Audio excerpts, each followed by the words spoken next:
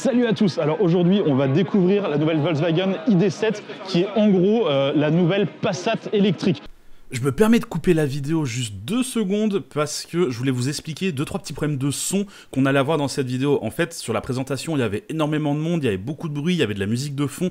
Donc on a fait vraiment ce qu'on a pu pour arranger la piste sonore. Malheureusement, on ne peut pas faire de miracle, donc encore un petit désolé pour ces petits problèmes. Alors il y a énormément de monde aujourd'hui autour de cette voiture puisque c'est vraiment le reveal international français. Mais on va quand même essayer de vous parler un petit peu du design de cette voiture parce qu'il y a pas mal d'intérêt. Je vous en prie, passez. Alors, moi ce que je préfère sur cette voiture, je vais être très clair avec vous, c'est ce 3 quarts arrière que je trouve plutôt réussi, notamment avec cette bande lumineuse qui traverse un petit peu le tout. Et puis, bon, ce qu'on connaît déjà chez Volkswagen aujourd'hui, c'est-à-dire les petits logos blancs, le petit monogramme blanc qui nous rappelle que c'est une version ID. Alors, comme je le disais un petit peu dans une vidéo précédente, il y a ID2 All qui a été déjà présenté et du coup je me dis que ça c'est le renouveau de Volkswagen. Ça, on est encore vraiment sur l'ancien design avec les anciennes lignes, quelque chose d'assez rond. Mais on sent également qu'ils essayent de sortir de ça, notamment avec des lignes un petit peu plus acerbes. On sent qu'il y a une sorte un petit peu de sportivité. Ils essayent de faire quelque chose. Je ne dis pas qu'ils y arrivent, mais ils essayent vraiment de faire quelque chose. Même au terme de cette partie noire ici, qui essaye un petit peu de relever la voiture, donner un petit peu plus de sportivité également, quelque chose d'un petit peu plus sympa. Finalement, ce 3 quarts arrière, c'est encore ce qui est le plus réussi. On va passer à l'avant, vous allez voir, c'est un peu moins folichon. Alors maintenant, voici l'avant de la ID.7. Alors, c'est assez basique de ce qu'on trouve chez ID actuellement, notamment avec la bande de LED qui traverse toute la calandre. On a le gros logo blanc en plein milieu. Ensuite, il y a 2-3 trucs qui sont un peu moins sympathiques, notamment l'intégration de la caméra avant qui aurait pu être un peu plus sympa. L'intégration également du lidar qu'on aurait aimé cacher peut-être dans le logo. C'est toutes des petites choses comme ça qui sont un petit peu dommages. Et en termes de design, moi, ce qui va me gêner le plus, c'est vraiment la découpe du capot qu'on vient avoir ici. Et donc on a la découpe vraiment du pare-choc là et le capot là. Donc on a vraiment quelque chose d'assez disgracieux qui vient se créer là. Mais ça, en fait, ça va se retrouver de plus en plus dans l'automobile parce que plus le capot est petit, moins cher ça coûte de réparer cette voiture. Ce n'est qu'une question de réparabilité. Donc le fait d'avoir un capot qui remonte jusqu'ici, ça va baisser votre prime d'assurance tout simplement. Ensuite, si on veut parler un petit peu du design encore, il se passe vraiment plein de choses. On a notamment toute cette lame blanche ici qui va vraiment créer quelque chose d'assez intéressant. On a le capteur qui vient se cacher dans cette petite ligne noire ici qui est pas mal. Et ici, on a une sorte de prise d'air qui vient créer quelque chose de plus aérodynamique puisque ça vient vraiment jusqu'au bout. C'est une vraie prise d'air entre guillemets. Ici, je vois la roue en gros à travers la prise d'air. Si on parle un petit peu du phare, c'est assez classique de ce qu'on retrouve chez Volkswagen tout le temps. C'est quelque chose avec juste une petite ligne de LED en haut et puis quelque chose d'un petit peu dessiné à l'intérieur, mais vraiment, il n'y a rien de fou sur cette voiture. C'est assez attendu de ce qu'on pouvait attendre d'une ID. Bon, on va maintenant passer au volant de la toute nouvelle Volkswagen ID.7. Alors, on a une position de conduite qui est pas mal du tout. C'est plutôt correct. Alors, on a beaucoup de boutons tactiles. C'est toujours un petit peu le souci chez Volkswagen. Boutons tactiles sur le volant, boutons tactiles pour les phares. Toute l'interface est en tactile. Le seul bouton physique qu'on a, ce sont les détresses. C'est un peu léger pour moi qui aime bien les boutons, qui aime bien toucher des boutons. Ce qu'on peut remarquer également, c'est qu'on a un tout petit compteur ici. On le voit à peine, je ne sais pas si on le voit à la caméra, mais en gros, j'aimerais pouvoir l'allumer. Je ne sais pas exactement comment il va fonctionner. Alors j'ai activé les essuie-glaces et se sont arrêtés en plein milieu du pare-brise. C'est des choses qui arrivent. Alors l'interface a entièrement été revue parce que l'ergonomie était vraiment pas terrible. Mais on a encore les petits boutons tactiles que personnellement je n'aime pas énormément, mais enfin, ils sont rétro-éclairés. Ils n'étaient pas rétro-éclairés avant, ils le sont enfin. Donc on sent que chez Volkswagen, ça bouge quand même à ce niveau-là. Ça, c'est important. Alors ensuite, on a quelque chose qui est assez marrant parce que c'est vraiment quelque chose qu'on retrouvait déjà dans les anciennes Passat. Parce que quelque part, pour moi, la ID.7, c'est une Passat électrique.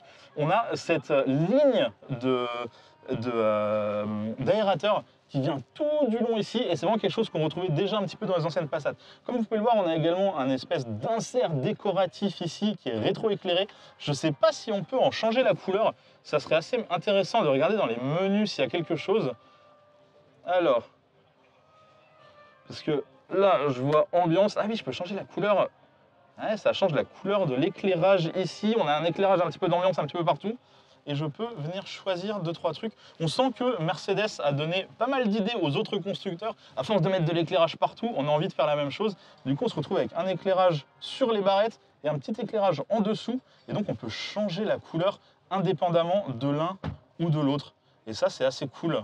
Je trouve ça assez marrant. C'est un peu gadget, mais quelque part, c'est ce qui rend aussi les véhicules un petit peu plus intéressants et un petit peu moins ennuyeux. Parce que à la base, cette voiture, j'avais l'impression qu'elle allait être vraiment ennuyeuse. Et finalement, il y a plein de petits trucs comme ça où on se dit, finalement, c'est peut-être un petit peu marrant quand même. Ah bah enfin, le petit écran s'est allumé. Il s'est allumé 2 secondes. Mais si vous l'avez vu à l'écran, il y a un petit écran ici. Il est minuscule. Il n'y a pas forcément besoin de quelque chose de plus grand quand on voit déjà le nombre d'informations qu'on a ici. En plus, on a un énorme affichage tête haute ici. On en avait déjà parlé, notamment sur ID.5. L'affichage tête haute est incroyable. Et on a exactement le même ici dans ID.7.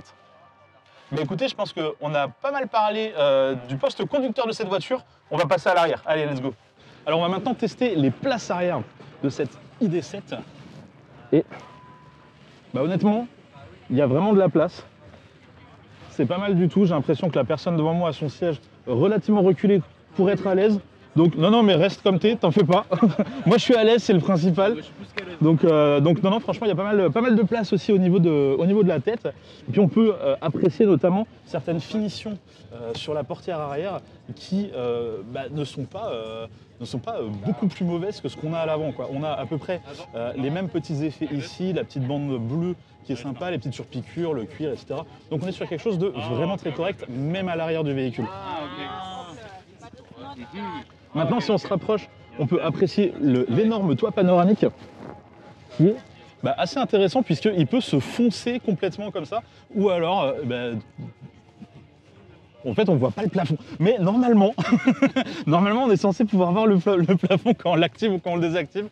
Le problème, c'est qu'on ne voit absolument pas la différence. Là, il est clair et elle est foncée. Ah oui, ok. En fait, on a tellement de reflets qu'on ne le voit pas. Peut-être qu'à l'iPhone, on le voit, j'en sais rien. Mais du coup, voilà, on a un système qui vient foncer, un petit peu comme ce qu'on avait sur les SLK il y a des années, ou un petit peu comme ce qu'on a sur le Taycan Sport Turismo actuellement. Alors, en ce qui concerne les sièges arrière, on a un tissu qui est pas mal du tout, des petites lignes bleues qui viennent nous donner un petit peu cet effet Volkswagen qui est sympa, et puis un effet cuir à côté. À chaque fois, j'ai tendance à dire cuir, mais en fait, il n'y a absolument aucun cuir dans cette voiture, rien de provenance animale. Tout ça, c'est du faux, ce qui nous permet d'avoir la voiture la plus écologique possible. À l'arrière, on a un renvoi pour les contrôles de climatisation à l'arrière ici. On a 2 petits USB type C, des petites grilles.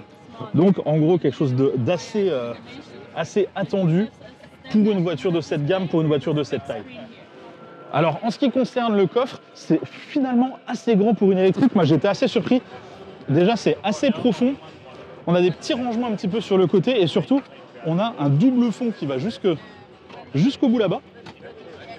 Et on a une sorte de triple fond ici où on peut encore venir ranger des trucs. Là, on a vos accessoires, etc.